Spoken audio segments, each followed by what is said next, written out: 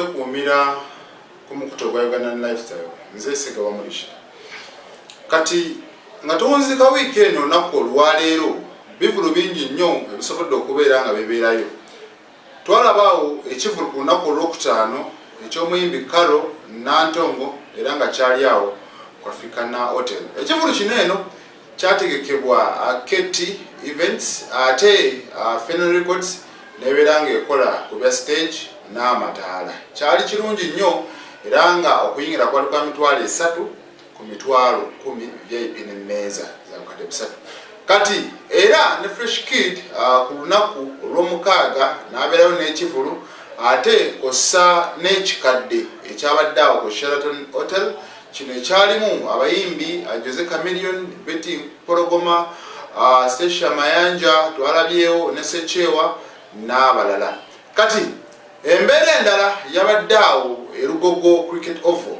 Kati ekivulu kino eno ekya Big Eye nonno twalabye nga abamu ku bagenyi abakulu abayitiddwa ye president w'ekibiina ekya National Unity Platform Robert Kyagulanyi Ssentamu. Ono yazze ne ssaabakunzi w'ekibiina ekyo Fred Nyanzi kosa ne Secretary General Lewis Lubongoya n'abalala.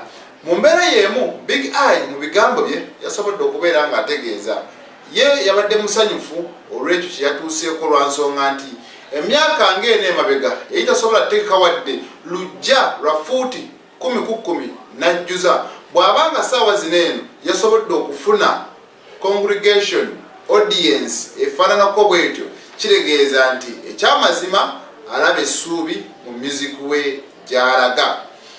Bangi nnyo buli omu yalabye ekivulu kino eno mu ngeri ye gy'asuubira oba gy'alowooza n'ekirasobodde okubeera nga nkirabamu. Internet teyamukubye nnyo ate era bannamawulire kosa n'abantu baalaze nti bali wamu ne Big Eye. Jjukira Lugogo eyo ennene era abantu bangi nnyo abatagifunyeemu mukisa omwaka guno eno. Twalabaawo Ssaalongo Siraaje ebibye mwabiraba. Robert Omutujju naye nonno tebyatambulira ddala bulungi era ndowooza abasobola okubeera nga bakifunamu kwaliko Shiba kossa n'oyo Acidic Vocals n'abalala abatonotono. Kati mu mbeera y'emu ye Abitex alina byasobodde okubeera ng'alambulula ku nsonga eno eya kivulu kya Big Eye ekyabaddewo. Ndaba nnyo ani bamitaani ono Dakisaani ono Dakisi Kateero essaawa zino ninalooza omunoonya tumulaba atambula buli wagenda buambuleera abantu muyimbe music essaawa yatuuse ebintu bino nabirabidde mu kikadde. Abantu baagala good music. Omuntu abeeko nekyawagira wakati mukola good music yafunye problem. Lugogo Cricket Oval. Lugogo Cricket Oval. Teyakomye kyakumuwa amasanyalaze n'alangirira omukulu n'agamba sikuwadde bwi masanyalaze nange kenyini ngenda kwesitukira mbeerewo. Teyabadde mubi n'asituka ne mukulu Lubongoya ne babeera ku concert ya Chairman Nyanzi yabaddeyo ne Chairman Nyanzi ne ttiimu ye ne babeera Lugogo okubeera abajulizi nti oba amasanyalaze ge twasindise gaatuuse. Temuseka abe kati ki ekitagenze bulungi? Ngezaako abantu okubagamba ebyokwesigulira kugonda ajja kumpositinga tebikyaliwo era Kyagulanyi tebakulimbangako talagirangako kintu ne kiba alagira olweddo ekintu ekyamaze dde okuba oba ekirina okuba ng'okwogera kwe n'obutoogera kwe tebulina kye bukyusa kubanga wakati mu masanyalaze aga 3 phase yalagirako abantu balonde Nabiira kuba Lord Mayor. Abantu ne bagamba ssebo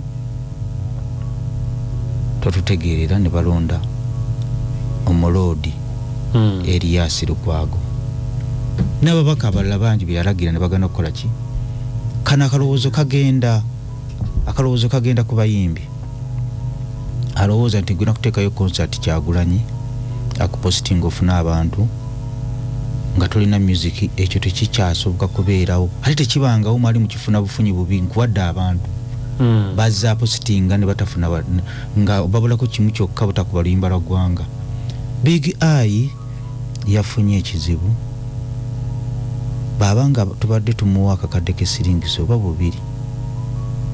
Concert kintu kya bulabe nnyo ebangambagayo kasite kuflopinga mu music career yosobola okugobula mu bonna notaddangulu mpulira kakati Big Eye concert yabadde Lugogo zimu ku shows kyasinze okuflopinga bukyanga Lugogo yafunye abantu nga bameka. Ekigambo ekituufu Lugogo oyo Big Eye manyi muvubuka wa Demba nkwasa ekisa manyi si buli kituufu tebakyogera. Cricket Oval yaswaziza Kyagulanyi Sentamu Kyagulanyi si yateeseteese abe Big Eye yateekateeka show yaswaziza Kyagulanyi Sentamu neswaza omuyimbi Big Eye neswaza banankyukakyuka okutandika okuba nti mutandise okujemera okubanga mutandise okujemera Kyagulanyi abalowooza nti asobola okuduumira ekintu ne kiba. Era mu kalya ya Big Eye singa abadde atambulira wali ku masanyalaze nanyini masanyalaze abadde ajja kusigala ng'asolooza naye kakati kyalaze nti amasanyalaze oba bagasindika gakomawa. Sawa ziyingidde omukaaga saagala nnyo kulemera ku Big Eye kuba nkimanyi obulumi bwalimu.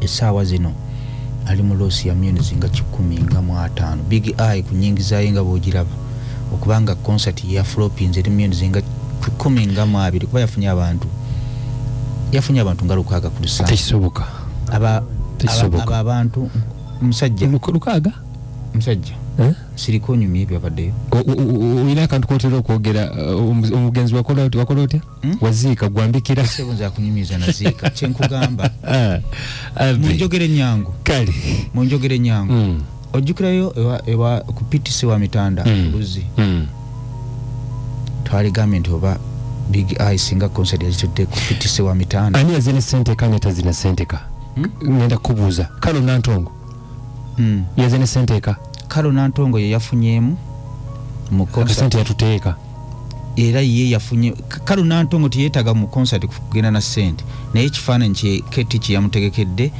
ze sente ekikadde bageze ne senteka bazegeze ne sente waka.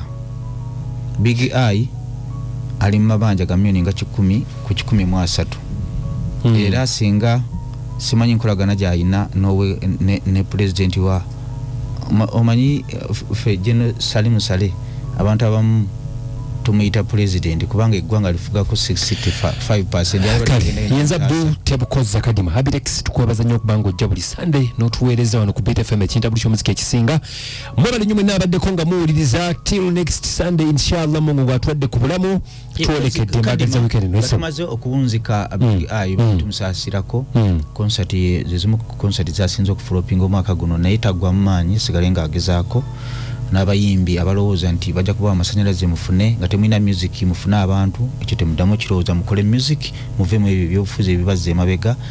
Naye nze mu ndowooza yange kituufu Big Eye asobola okuba nga teyafunye numbers nnyingi nnyo naye bw'otunuulira eno mu VIP section abantu babadde baguze tables ate era munnange babaddewo kabawerako. Kyakubiri kyamuyambye okulongooka eri mu bantu ye bagamba be yali yamu olukwe kubanga luli eri yali nnyeri ku saidi eya gavumenti obucupa ne bumukubwa ne muziki we n'abeera nga takyatambula bulungi nnyo yeki yateekawo nti kyava lwakuba nti yali aliddemu abantu olukwe.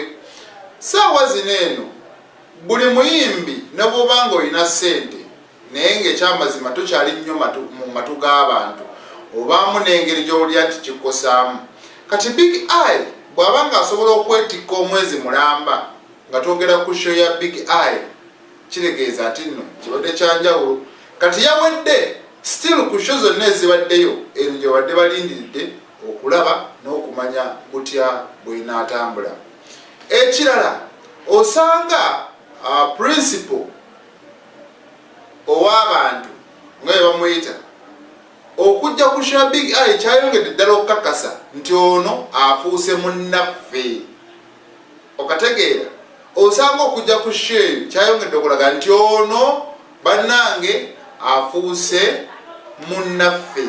Ekyo nze kyendabamu nti newankubadde asobola okulaba nga ssente tezazze nga yabadde azisuubira, neffe tubadde tetumanyi ki kye yeetaaga. Kubanga abapromotinze ku bayimbi mukimanyi, omuntu asobola okupromotinga omuyimbi n'amuteekamu ne miliyoni eziwera 2 naye nga tannakola wadde ka concert kaagamba nti kati omuyimbi ono gwempromotinze kamuggyemu ssente. Okiwulira? Abamu ne batuuka n'okwawukana nga bwe twalabaawo bakataleyan kando nga balina ennyimba ezihitinga naye nga teri wadde ka concert. Oli kayinza kugamba nti kankole ziyo ze nateekamu. Kati Big Eye newaaba afiiriddwa, sisuubira kuba nti nno aba afiiriddwa obukadde obuwera 2 ng'omuntu bw'ayinza oteekamu muyimbi ng'atandika. Ate era waliwo okubanga okusinza kuba sponsors babadde nabo n'abantu abamusapootinze ng'alina ettooke lyajjeeyo. Kyakubiri aba yerebrandinze nti bannange nkomyewo najja n'amasannyalaze mikono ju n'endala kati ndi muyimbi wammwe. Okategeera ekyo abanga yerebrandinze. So mu mbeera bw'ekyo ebyo byasobodde okubeera nga bibeeraawo erugogo. Ate katulinde tulabe biki ebinaddirira. Nze Ssekaba Mulishi.